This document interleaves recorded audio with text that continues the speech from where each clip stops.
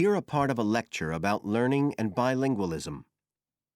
First, you have some time to look at questions 31 to 40.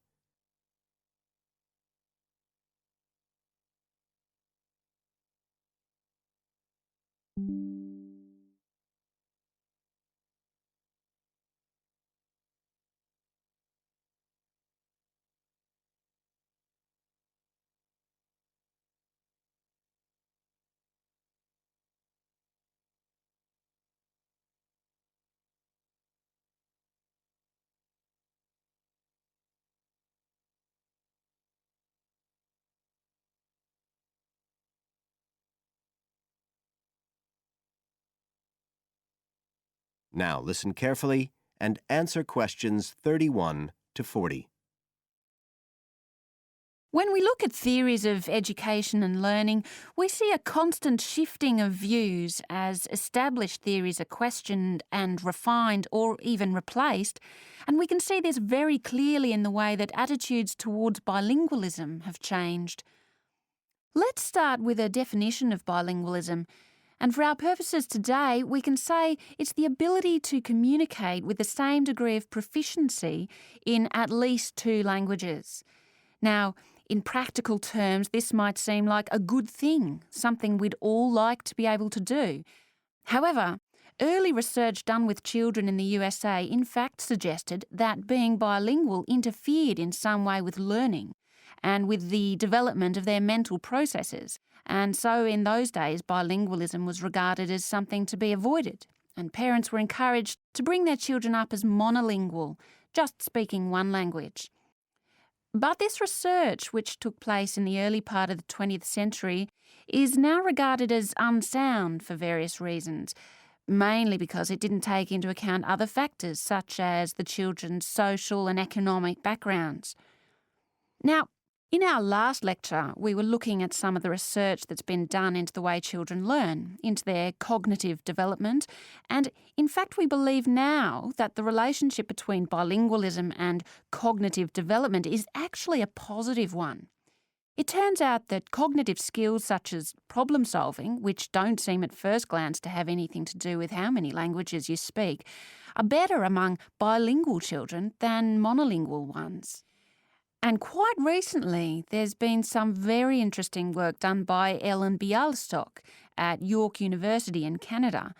She's been doing various studies on the effects of bilingualism, and her findings provide some evidence that they might apply to adults as well. They're not just restricted to children.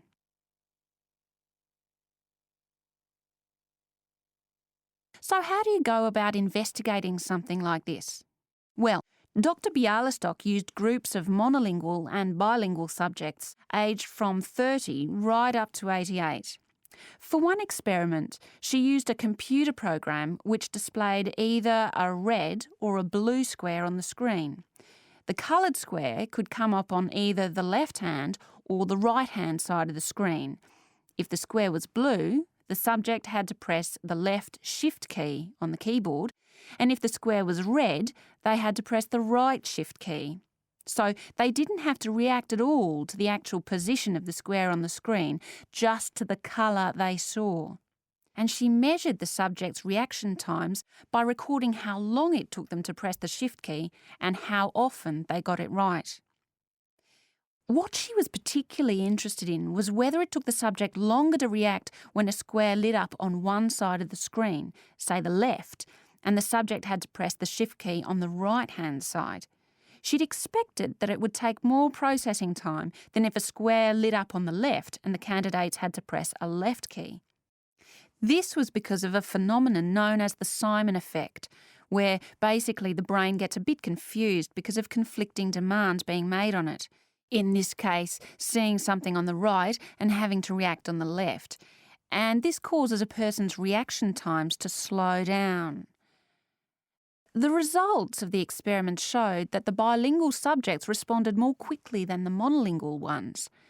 That was true both when the squares were on the correct side of the screen, so to speak, and even more so when they were not. So bilingual people were better able to deal with the Simon effect than the monolingual ones. So What's the explanation for this? Well, the result of the experiment suggests that bilingual people are better at ignoring information which is irrelevant to the task in hand and just concentrating on what's important. One suggestion given by Dr. Bialystok was that it might be because someone who speaks two languages can suppress the activity of parts of the brain when it isn't needed. In particular, the part that processes whichever language isn't being used at that particular time. Well, she then went on to investigate that with a second experiment.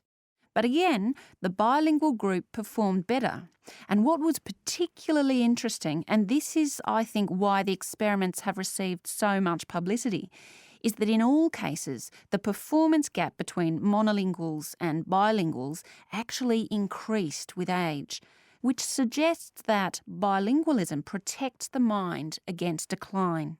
So, in some way, the lifelong experience of managing two languages may prevent some of the negative effects of ageing. So that's a very different story from the early research. So what are the implications of this for education?